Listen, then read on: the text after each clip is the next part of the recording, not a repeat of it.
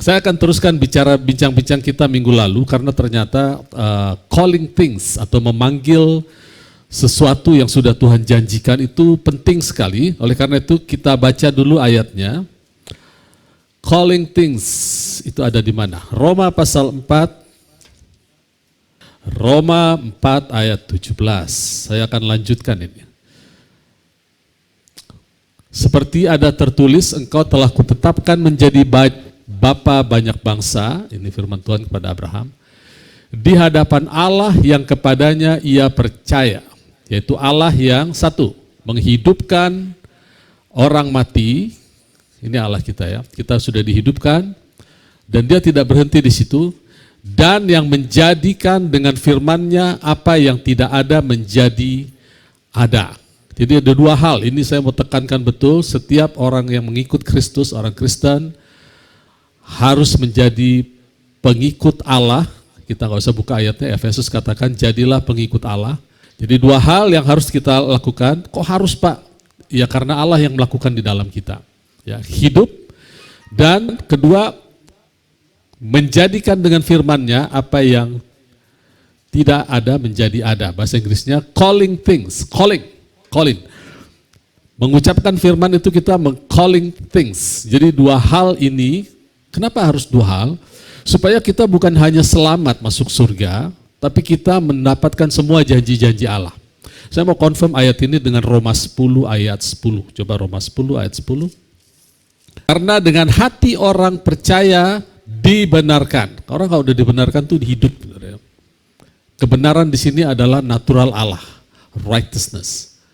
Dan dengan mulut orang percaya mengaku dan diselamatkan. Kata mengaku di situ homologeo atau satu kata dengan firman Allah masuk ke dalam keselamatan atau soteria. Di situ ada kesembuhan, ada kelimpahan.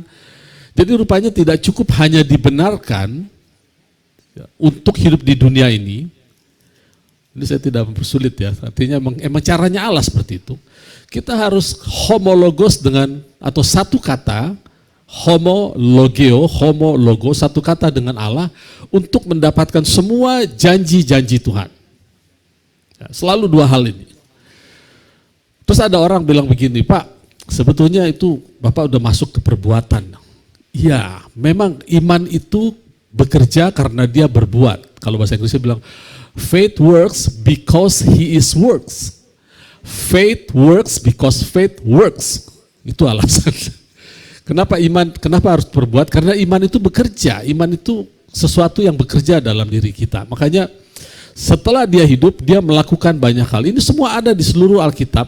Pola calling things, memanggil janji-janji Allah itu ada. Nah, orang bilang begini, Pak, sebenarnya kita hanya diam-diam saja di dalam pengajaran yang padat dengan firman Tuhan. Nanti semua hal baik terjadi. Amin, itu tidak salah, sama sekali tidak salah. Kita mulai dari situ, sampai sekarang pun saya ada di konsep itu. Kita duduk diam bawah pengajaran dan semua hal baik terjadi. Tapi tidak sedikit loh orang-orang yang komplain, kok cuma sama dia aja, sama saya nggak terjadi. Berarti salah dong Pak, konsep diam-diam aja. Enggak, tetap itu benar. Kita ada di bawah pengajaran grace, di bawah pengajaran kebenaran, di bawah pengajaran tentang iman, janji-janji Allah, hal baik terjadi. Terus masalahnya di mana? Masalahnya di orangnya. Paling tidak ada 4 jenis orang, 4 jenis yang Tuhan sendiri katakan. Yang pertama, ya, perumpamaan penabur. Coba kita buka Markus pasal 4.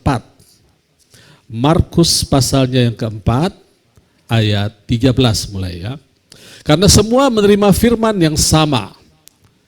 Markus 4 ayat 13, lalu ia berkata kepada mereka, tidakkah kamu mengerti perumpamaan? Kita sedang bicara perumpamaan tentang penabur. Kalau demikian bagaimana kamu dapat memahami semua perumpamaan yang lain? Ya, jadi kita harus pahami perumpamaan ini supaya tidak confuse. Ayat 14, penabur itu menaburkan firman atau logos, bukan rema. Ya, penabur menaburkan firman, jadi yang ditabur adalah firman. Lalu kita lihat secara sepintas ayat 15, orang-orang yang di pinggir jalan mendapat firman. Oke, jadi ada yang di pinggir jalan. Ayat 16, demikian juga yang ditabur di atas tanah yang berbatu ialah orang-orang yang mendengar firman.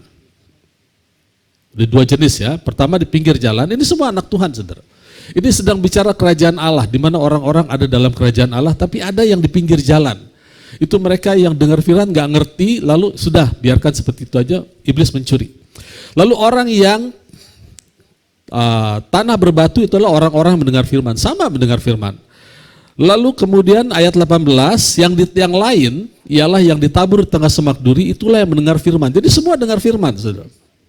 Terakhir, ayat 20, dan akhirnya yang ditabur di tanah yang baik ialah orang yang mendengar dan menyambut firman. Bukan hanya mendengar, tapi menyambut firman. Menyambut firman artinya mengekspresikan apa yang firman katakan, atau melakukan apa yang firman katakan. Jadi sekarang kita tahu, saudara ya, kenapa ada orang duduk diam, sama dalam satu gereja, firmannya sama, pendetanya sama, temanya sama, tapi blessingnya kok lain. Tidak seharusnya begitu, harusnya semua 100% mengalami. Nah saya berdoa supaya di tempat ini semua mengalami, tidak ada lagi yang mengatakan kok hanya dia aja, hanya dia, tidak. Firman Tuhan 100% untuk kita alami semuanya.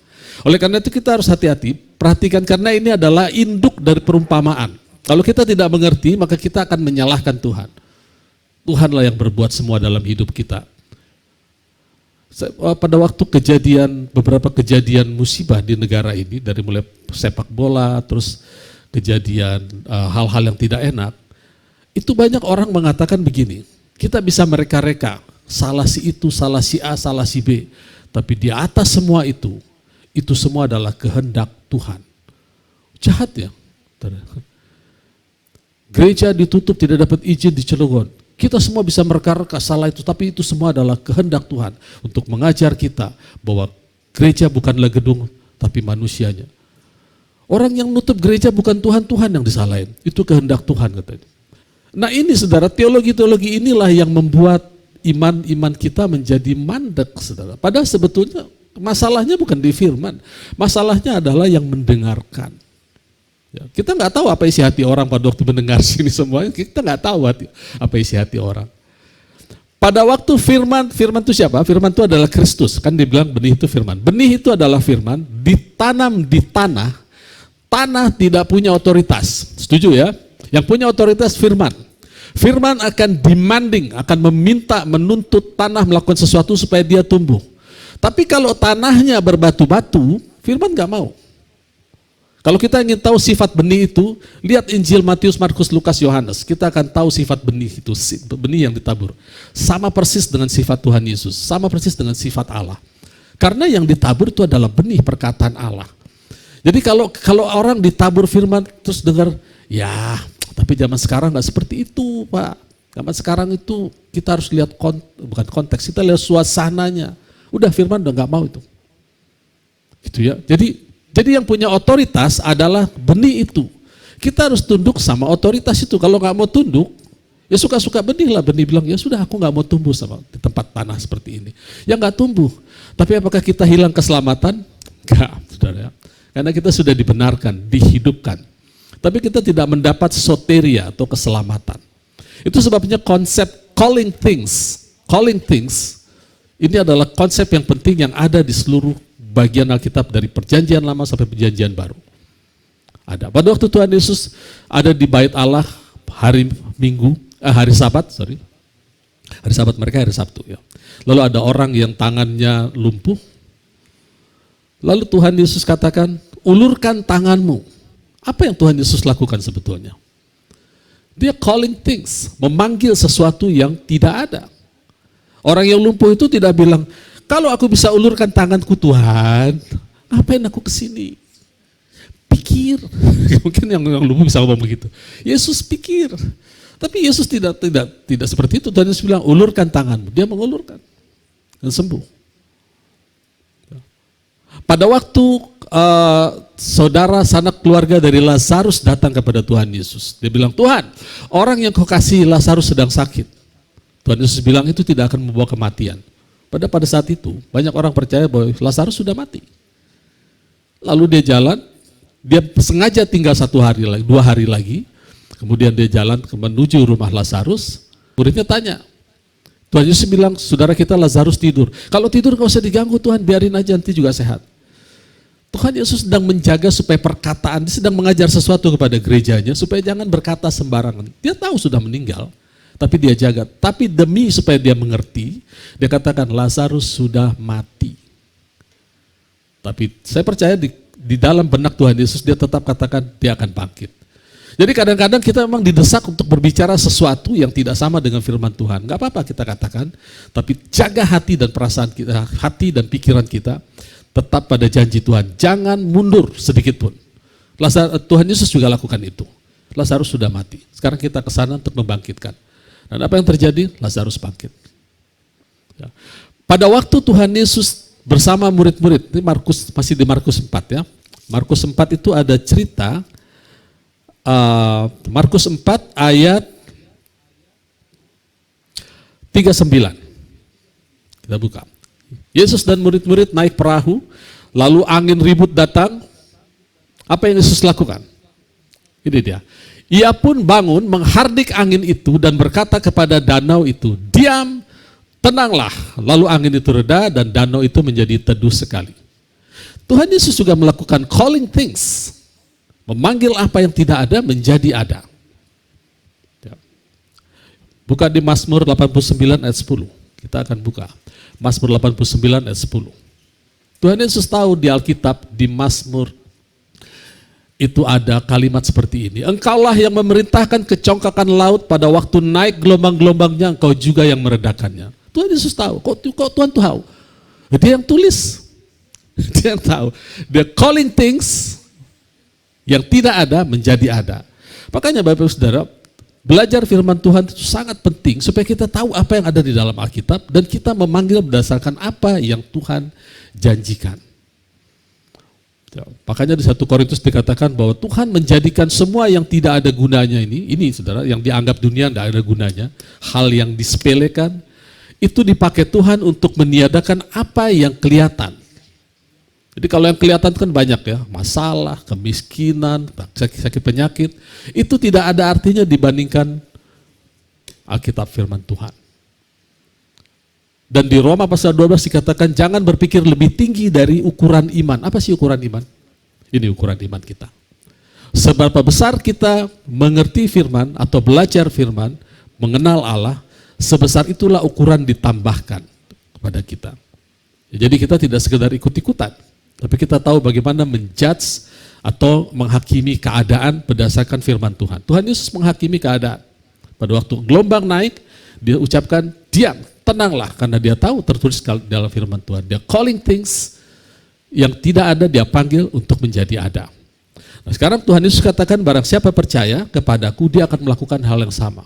Jadi kita bersyukur Bapak Ibu Saudara, tidak akan ada penyakit yang membuat kita meninggal. Tidak akan ada masalah ekonomi yang membuat kita menjadi bangkrut, tidak punya uang. Tidak mungkin kita tidak bisa menyelesaikan cicilan ke bank rumah kita. Ini bukan prosperity gospel. Tidak mungkin kita tidak mempunyai fasilitas. Karena semua ada di sini.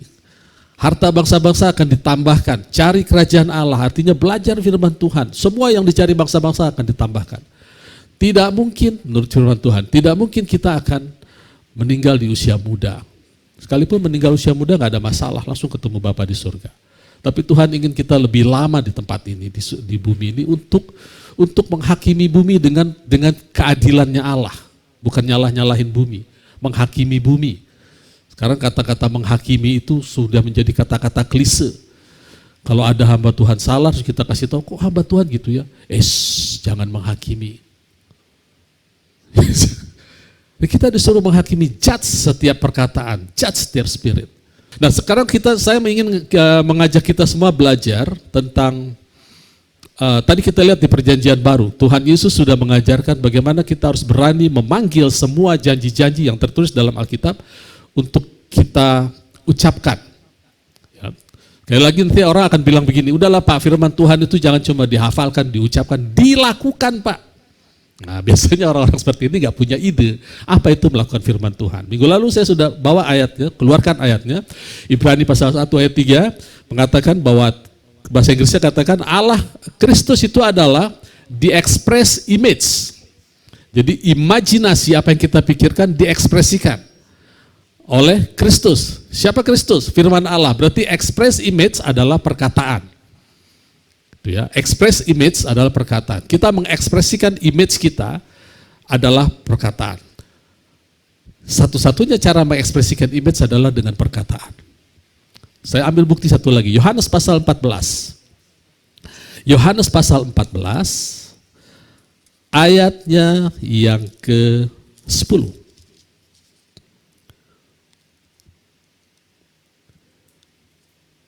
Ayat 8 dimulai ya, ayat 8 saya baca. Kata Filipus kepadanya, Tuhan tunjukkanlah Bapa itu kepada kami. Itu sudah cukup bagi kami. Lalu ayat 11, ayat 9. Kata Yesus kepadanya, telah sekian lama aku bersama-sama kamu Filipus, namun engkau tidak mengenal aku. Barang siapa telah melihat aku, ia telah melihat Bapa. Bagaimana engkau berkata, tunjukkanlah Bapa itu kepada kami? Ayat 10. Tidak percayakah engkau bahwa aku di dalam Bapa dan Bapa di dalam aku? Lanjut, apa yang aku katakan kepadamu, tidak aku katakan dari diriku sendiri, tetapi Bapa yang diam di dalam aku, dialah yang melakukan pekerjaannya. Bapak Saudara bisa lihat di sini. Pertama dikatakan, apa yang kukatakan, tidak kukatakan sendiri, tapi Bapa di dalam aku, harusnya kan kalimatnya gini, tetapi Bapa yang di dalam aku, dialah yang mengatakannya. Harusnya begitu kan? Kenapa dirubah menjadi melakukannya? Karena mengatakan firman adalah melakukan. Gak ada pilihan lain. Saya akan tunjukkan semua ayat betapa mengatakan firman Tuhan itu adalah hal yang penting. Kita berkata-kata seperti Bapa kita. Kitab Kejadian dimulai dengan Allah berkata, Allah berfirman, maka Allah melihat. Allah berfirman, Allah melihat. Allah berfirman, Allah melihat. Kalau kita mendengar firman, kita tidak berfirman, kita tidak akan melihat apa-apa yang kita dengar dari firman. Nah, sekarang saya ingin pakai waktu ini untuk betul-betul supaya kita meresap semua termasuk saya, bahwa ini adalah hal yang paling powerful yang diberikan di gereja Tuhan untuk kita lakukan, tapi justru banyak diabaikan. Banyak orang hanya mendengarkan firman, lalu firmannya bagus-bagus gitu ya. Beberapa teman saya masih larut dalam hal seperti ini. Allah baik, Allah mensuplai, dia tidak memperhitungkan kesalahan. Itu benar semua, ya, benar 100%. Tapi jemaatnya jadi bingung, terus kita ngapain Pak? Gitu kan. Terus kita ngapain? Nah, beberapa yang smart, yang mengucapkan, meniru itu akan mengalami hal-hal baik. Tapi nggak semua orang seperti itu. Alkitab yang mengatakan ada 4 jenis tanah. Hanya tanah yang terakhir otoritas Allah bekerja sempurna. Sekarang saya ingin lihat bagaimana mengajarkan kepada Bapak Ibu Saudara. Apa yang kita lihat itu harusnya adalah firman itu yang punya otoritas. Ya, jadi kalau kita dengar kesaksian, yang kita perhatikan firmannya atau Allahnya. Jangan outputnya ya. Outputnya bolehlah, tapi jangan ke situ fokusnya. Ada lagi kan kesaksian teman-teman saya, hamba Tuhan yang sampai masa tuanya masih kesaksian. Dikasih mobil sama jemaat, dikasih rumah sama jemaat, ada. Kemana-mana kesaksian seperti itu. Menurut saya ini adalah foolishness, kebodohan. Harusnya dia yang memberi. Kan? Saya juga pengen jadi hamba Tuhan, nanti suatu saat saya kasih mobil sama jemaat. Saya yang kasih, bukan saya dikasih, saudara. Karena di dalam kita ada Allah yang kaya. Kenapa kita minta mengharap dikasih terus gitu? Kita harus memberi. Gitu ya. Nah, menurut saya ini adalah kebodohan, bukan berarti kurang intelektual ya. Kebodohan di dalam mengenal firman Tuhan. Bapak yang gini-gini gimana Pak? Tenang aja, orang bodoh tidak akan tergelincir selama dia mau belajar berjalan di dalam firman, tidak akan tergelincir. Ada ayatnya itu, saudara. Yesaya 35. Yesaya 35 bukan ayat. Yesaya 35 ayat 8. Di situ akan ada jalan raya yang akan disebutkan jalan kudus. Ini bicara tentang Tuhan Yesus. Orang yang tidak tahir, bukan orang benar maksudnya, tidak akan melintasinya. Gak boleh ya. Hanya melalui, kalau dia percaya baru dia ada di dalam Kristus, di dalam jalan. Kita semua orang percaya kita ada di dalam Kristus. Jadi jangan lagi ngomong jalannya bukan jalanku, rencananya bukan rencanamu. Berarti rencananya bukan rencanaku. Berarti kita belum lahir baru. Kita ada dalam Kristus. Ya. Yang tidak tahir tidak akan melintasinya. Dan orang-orang pandir tidak akan mengembara di atasnya. Ya, orang-orang pandir tidak akan mengembara di atasnya. Coba di-switch ke King James. Kalau pandir itu masih sopan, saudara. King James bilang begini. Ada King James? Ah, itu dia. But di tengah-tengah, but it shall be for those The wavering man itu di dalam bahasa Ibraninya memakai kata halak. Ingat minggu lalu saya katakan halak itu adalah berjalan dekat sekali, saling berkomunikasi. Jadi orang-orang yang berjalan di dalam jalan Tuhan, berjauh dalam firman, sekalipun, lihat perhatikan, sekalipun fools, apa itu fools? Bodoh. Selama dia mendekatkan diri sama firman Allah, tidak akan error. Luar biasa, saudara. Jadi jangan takut, Pak, saya nggak ngerti banyak. Nggak akan error selama kita berjalan halak, berjalan bersama dengan Tuhan, dengar firman-Nya. Makanya Tuhan ingin mengajar kita mengucapkan firman-Nya. Ada kata error, saudara. Pada waktu Tuhan Yesus dicobai oleh orang Saduki, dia bilang gini, Tuhan, kalau memang ada kebangkitan di Tuhan ya, ada orang menikah 7 kali, ya. Dari mulai abangnya, adiknya terus mati semua, dia nggak punya keturunan. Nanti di surga yang mana yang jadi suaminya? Jawab Tuhan gini, engkau di situ, error, ya. Engkau error karena engkau tidak mengerti firman dan tidak mengerti kuasa. Jadi definisi error adalah tidak mengerti firman, makanya kita berjalan di dalam jalan Allah supaya dimengerti. Lalu tidak mengerti kuasa, makanya di dalam Tuhan, di dalam jalan Tuhan kita diajar untuk bagaimana memanggil kuasa itu terjadi dalam hidup kita. Jadi nggak ada istilah jemaat awam, saudara ya. Bapak Ibu Saudara jangan mau dibilang jemaat awam. Untuk jemaat awam mari ada teologi praktis untuk belajar teologi bagi jemaat awam. Nggak ada jemaat awam. Semua jemaat itu adalah Kristus. Itu posisi tertinggi, lebih tinggi dari nabi, rasul, gembala.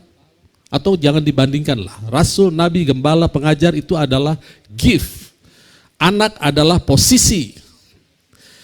Posisi itu didapat karena Roh Kudus masuk ke dalam kita. Roh Kudus adalah Kristus atau anointing atau pengurapan. Jadi pengurapan tidak ada hubungannya dengan kuasa. Pengurapan adalah posisi. Semakin kita belajar tentang posisi kita dan semua ADART-nya atau semua hukum-hukumnya, perintah-perintahnya, semakin berani kita mengucapkan firman Tuhan, maka kuasa bermanifestasi. Pengurapan adalah posisi. Semakin kita bergaul dengan firman, semakin firman menguasai kita, semakin muncul orang bilang itu pengurapan.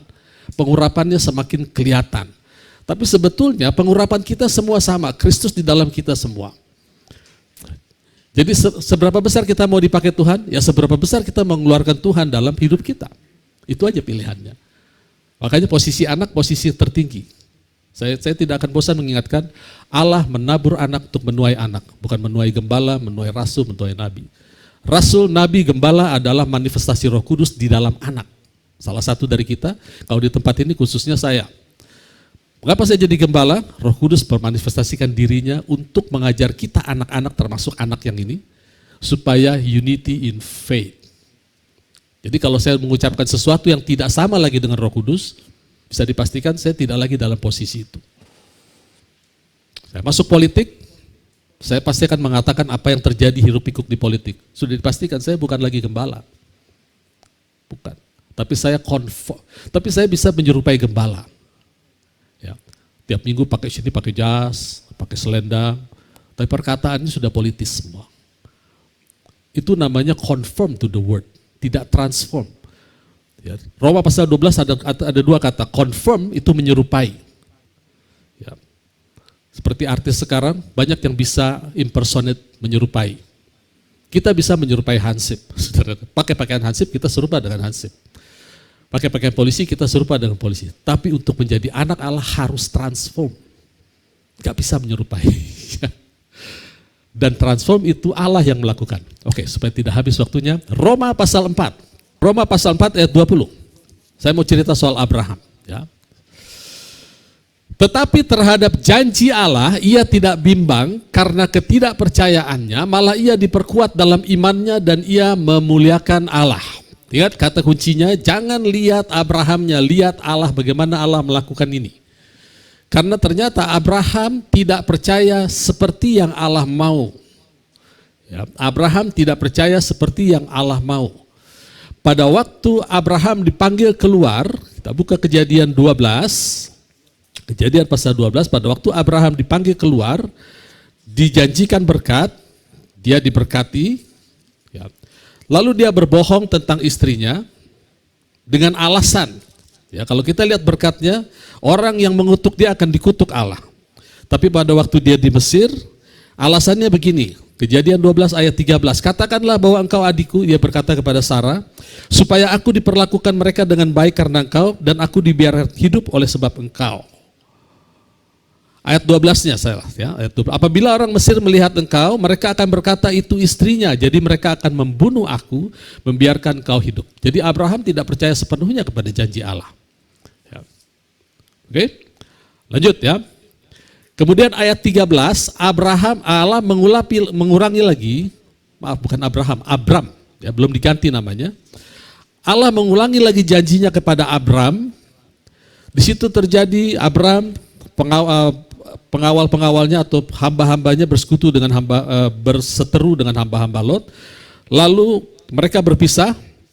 Ayat 14, Kejadian 13 ayat 14. Setelah Lot berpisah daripada Abram, berfirmanlah Tuhan kepada Abram, pandanglah sekelilingmu dan lihatlah dari tempat engkau berdiri itu ke timur dan ke barat, utara dan selatan, sebab seluruh negeri yang kau lihat itu akan kuberikan kepadamu, kepada keturunanmu untuk selama-lamanya. Oke, itu pasal 13. Diulangi terus janjinya. Pasal 14 tidak usah kita baca, di situ ada insiden kejadian Sodom dan Gomora.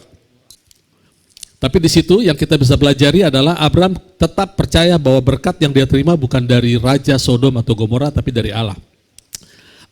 Pasal 15, perjanjian Allah dan Abram, janji tentang keturunannya.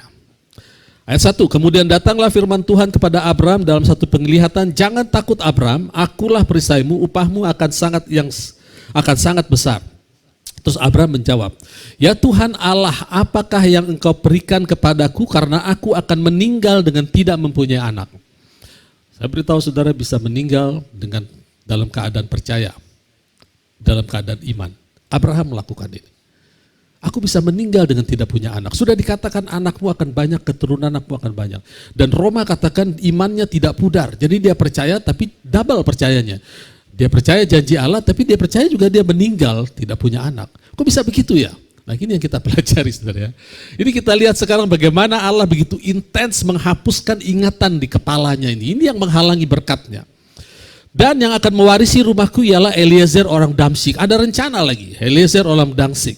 Lagi kata Abraham, engkau tidak memberikan kepadaku keturunan sehingga seorang hambaku nanti menjadi ahli waris. Lalu Tuhan berfirman, ayat 4, orang ini tidak akan menjadi ahli warismu, melainkan anak kandungmu, dialah yang akan menjadi ahli warismu. Lalu Tuhan membawa Abraham keluar serta berfirman, coba lihat ke langit. Jadi pandangannya salah, yang dia lihat dia akan meninggal, tidak punya anak, tapi dia tahu dia punya janji Tuhan, imannya tidak menjadi pudar, bahkan diperkuat katanya. Siapa yang memperkuat? Ya Allah, bukan dia, saudara. Allah memperkuat. Dibilang, Bram kamu salah lihat, sekarang kamu keluar lihat bintang. Nah saya pernah bagikan, yang dia lihat bukan cuma hitung bintang 1, 2, 3, bukan. Dia melihat zodiak, karena zodiak ada di kitab Ayub. Saya nggak akan masuk ke situ ya, tapi substansinya, orang dibenarkan kalau dia percaya kebaikan Tuhan, hanya itu. Jadi dia lihat dari bintang Virgo, ya ada gambarnya, wanita gendong anak, ketemu di Leo. Leo itu kitab Wahyu, singa dari Yehuda. Jadi dia lihat dari Matius sampai Wahyu. Begitulah keturunanmu nanti. Karena kitab Roma katakan, Galatia katakan, yang dimaksud keturunan bukan keturunan-keturunan, tapi satu orang yaitu Kristus. Jadi kalimatnya di situ, Abraham coba lihat apa yang kamu lihat, sekarang cerita apa yang kamu lihat. Nah, mungkin dia bilang, ya itu ada anak lahir dari anak darah, lalu menjadi pembawa keadilan, Libra gitu ya. Lalu dia menjadi domba bulan April, Aries gitu ya. Lalu akhirnya dia menjadi singa Yehuda. Nah, itulah keturunanmu. Kamu percaya? Percaya Tuhan. Dia dibenarkan. Gitu. Jadi bukan hitung 1, 2, 3, 4, 5 gitu. Tapi kalaupun itu kan tafsir ya. Tafsir boleh-boleh aja. Boleh percaya, boleh tidak, tapi yang jelas Abram dibenarkan karena dia percaya apa yang Allah katakan. Ya. Nah, lanjut. Terus Abram tanya, gimana caranya aku bisa percaya itu? Lalu Allah bilang, bawa kurban kambing betina, lembu betina, domba jantan. Ini ceritanya masih di pasal 15 ya. Itu bicara apa sih kurban-kurban? Bicara tentang pengorbanan Yesus. Nah, kalau saya personal percaya ya, Bapak Ibu Saudara terserah. Saya personal percaya yang Abraham lihat itu betul-betul zodiak. Zodiak itu muncul di kitab Ayub, namanya Mintakul Buruj. Itu artinya zodiak, 12 bintang. Saya percaya Abraham tahu. Lalu Abraham tanya, lalu gimana caranya? Lalu Tuhan cerita, bawa kurban, lalu belah dua, lalu Allah sendiri yang melewati dengan api tentang perjanjian itu. Ya, sudah Abraham masuk dalam covenant. Nah, apa yang terjadi sekarang di pasal 16? Abraham percaya janji Allah, tapi dia percaya juga dia dapat anak dari Hagar karena perkataan Sarai. Artinya akhirnya muncullah di pasal 16 itu Ismail. Ya. Tapi Alkitab Roh Kudus tetap bilang Abraham percaya. Saudara tahu bahwa dalam percaya kita kadang-kadang kita salah ngambil langkah. Tapi sesalah apapun kita mengambil langkah, selama kita bergaul dengan firman Tuhan, orang pandir tidak akan pernah tergelincir. Jadi nggak usah khawatir ikut Tuhan, nggak usah pinter-pinter amat, yang penting nurut kepada firman Tuhan. Ya, itu pasal 16. Pasal 17, ketika Allah melihat Abraham sudah bertindak jauh bersama Sarai, sudah salah paham mengenai janji keturunan itu, maka Allah mengkat mereka. Pasal 17 begini, ayat 1, ketika Abraham berumur 99 tahun, bayangkan dari 75 ke 99, 24 tahun punya janji Allah, tidak punya manifestasi, bahkan berbuat kesalahan. Ya. Terus Allah berkata, akulah Allah yang maha kuasa, hiduplah di hadapanku dengan tidak bercela. Aku akan mengadakan perjanjian antara engkau, aku dan engkau, aku akan membuat engkau sangat banyak. Di sini Abraham tidak banyak komentar, dia sujud dan Allah berfirman kepadanya, ayat 5, namamu bukan lagi Abram, sekarang Abram dipaksa untuk calling things, memanggil apa yang tidak ada menjadi ada. Engkau namamu adalah Bapa banyak bangsa. Jadi kalau ada orang panggil Abram, salah. Bapa banyak bangsa. Mungkin dia dibilang orang gila, tapi nggak apa-apa. Allah memaksa mulutnya mengucapkan apa yang Allah ucapkan. Nah, inilah Abraham itu. Ini yang dimaksud Roma 4 tadi. Terhadap janji Allah, dia tidak bimbang. Dia diperkuat dengan Allah sendiri yang memperkuat. Abraham orang biasa, saudara ya. Orang biasa. Poligami juga kok. Kemudian dikatakan, namamu bukan lagi Abram, melainkan Abraham, karena engkau telah kutetapkan menjadi bapa sejumlah besar bangsa. Kemudian, loncat ke bawah, inilah ayat 10, inilah perjanjianku yang harus kamu pegang, perjanjian antara aku dan kamu serta keturunanmu, yaitu setiap laki-laki di antara kamu harus disunat. Ya, disunat ini dimatikan sebagian kecil dari tubuhnya. Kalau sunat kita adalah dimatikan spirit kita, diganti dengan spiritnya Roh Kudus sendiri. Kemudian ayat 13 loncat, orang yang lahir di rumahmu dan orang yang kau beli dengan uang harus disunat, maka dalam dagingmu lah perjanjianku itu, ya, dalam dagingmu lah perjanjianku itu menjadi perjanjian kekal. Artinya perjanjian itu harus ada di dalam daging. Siapa perjanjian itu? Jadi saya ada ayat lagi yang saya mau bukakan buat kita. Yesaya pasal 42 ayat 1 bilang begini, lihat itu hambaku yang kupegang, orang pilihanku yang kepadanya aku berkenan. Jadi sedang bicara tentang Kristus. Tapi kita loncat sekarang ke ayat yang yang bawahnya, ke ayat 6. Ya, ayat 1 kita tahu ini bicara tentang Kristus, konteksnya ayat 6 bilang begini, aku ini Tuhan telah memanggil engkau untuk maksud penyelamatan, telah memegang tanganmu, aku telah membentuk engkau, ini bicara tentang Yesus semua, dan memberi engkau menjadi perjanjian atau covenant bagi umat manusia. Jadi perjanjian yang dimaksud itu adalah seseorang namanya Kristus. Oke.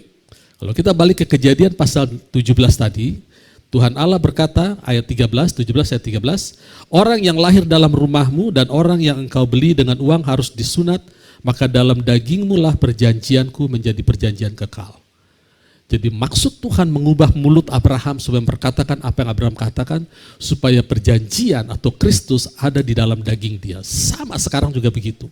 Kalau Tuhan katakan kau diberkati, kau disembuhkan, kau berumur panjang, perkataan Allah ingin ada di dalam daging kita.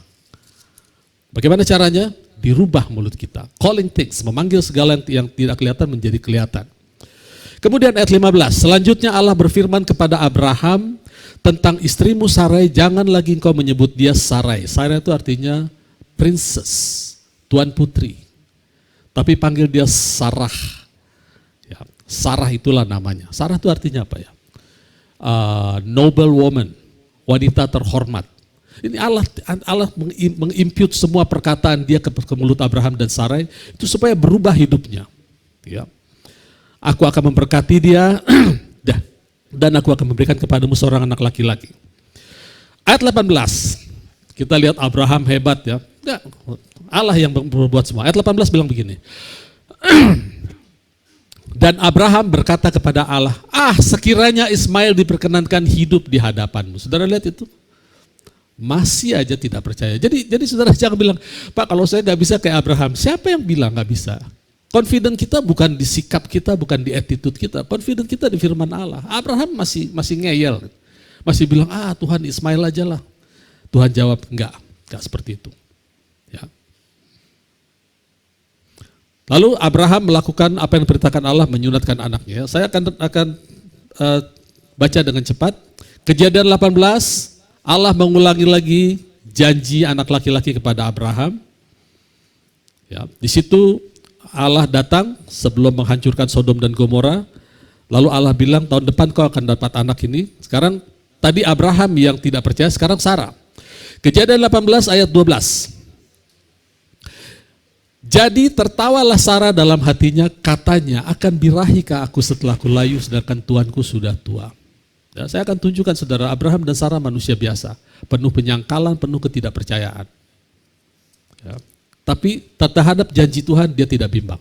Apa kata Tuhan dia lakukan. Sampai disuruh ngomong Abraham, disuruh bicara tentang dia bapak banyak bangsa, istrinya adalah wanita terhormat, dia lakukan. Tapi apakah hatinya setuju atau kepalanya setuju? Enggak. Enggak juga. Kemudian lanjut lagi, Kejadian pasal 20, terjadi lagi insiden yang terjadi seperti waktu di Mesir. Abraham berbohong kepada Firaun, dia katakan Sarah itu adalah istrinya. Nah rupanya ada akarnya saudara. Di sini diungkapkan oleh Roh Kudus untuk kita belajar hati-hati dengan berkata-kata yang tidak sesuai dengan firman Tuhan. Harus dirombak semua. Ayat ke-11, Kejadian 20 ayat 11. Lalu Abraham berkata, ya, setelah dia ditegur oleh Abimelek, karena dia bilang sama Abimelek, Sarah itu adalah saudaranya. Lalu Abraham berkata, aku berpikir takut akan Allah tidak ada di tempat ini, tentulah aku akan dibunuh karena istriku. Ya, dia masih takut mati, sekalipun dia punya janji Allah. Kemudian lagi pula, ia benar-benar saudaraku, anak ayahku hanya bukan anak ibuku, tetapi kemudian ia menjadi istriku. Ketika Allah menyuruh aku mengembara keluar dari rumah ayahku, berkatalah aku kepada istriku, tunjukkanlah kasihmu kepadaku, yakni katakan tentang aku di tiap-tiap tempat di mana kita tiba, ia saudaraku. Jadi sebelum mereka keluar dari Mesopotamia, Abraham sudah setting ini, hukum ini sudah running dalam diri mereka. Setiap kali kamu ditanya siapa aku, bilang saudara, supaya aku tidak mati. Dan Allah memberikan janjinya, hukum itu running terus. Allah kasih janji, hukum itu running. Jadi selalu dibilang ini saudaraku, ini saudaraku. Saudara, itu bahaya saudara. Makanya Allah begitu intens sekali mengimpute hukumnya supaya dia berkata lain. Supaya hukum yang dia jalani itu bisa dianuli oleh hukum Allah. Makanya penting mengucapkan firman itu adalah hukum. Iman itu adalah hukum yang akan menganulir semua perkataan kita yang pernah kita ucapkan salah. Ya. Itu dianulir oleh firman Tuhan. Makanya Allah begitu intens sekali. Ya. Jadi jangka waktunya dari mulai Allah aktif mengimpute sistemnya atau hukumnya itu hanya 1 tahun, saudara. Dan dalam 1 tahun itu kesalahan Abraham dan Sarai masih banyak. Di mana ada kesalahan menutup kasih karunia melimpah-limpah. Bagaimana kasih karunia datang kalau kita mengucapkan apa yang firman Tuhan ucapkan.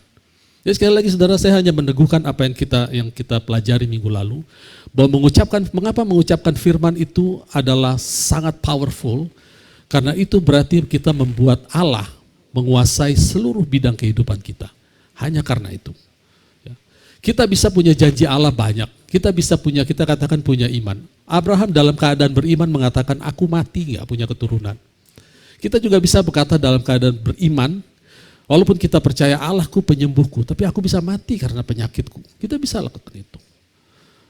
Allahku memenuhi segala kebutuhanku, tapi aku akan hidup sampai masa tuaku berkekurangan. Kita bisa begitu, saudara. Sekarang bagaimana dong caranya?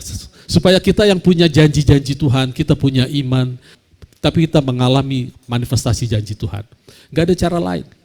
Mulut kita dirubah, perkataannya. Calling things, ya, atau memanggil segala yang tidak kelihatan menjadi kelihatan. Gak bisa sembarangan panggil, saudara. Harus kembali membaca firman, banyak bergaul ya, dengan firman, dan banyak mendengarkan firman-firman Tuhan yang bernafaskan Alkitab. Karena sekarang banyak firman juga yang diajarkan untuk kita, anak-anak Tuhan, tapi tidak punya dasar Alkitab sama sekali. Banyak. Bagaimana taunya Pak? Ya baca firman. Kalau kita nggak baca firman, kita nggak tahu itu firman dari Tuhan atau bukan. Ya. Amin. Puji Tuhan, Tuhan Yesus memberkati.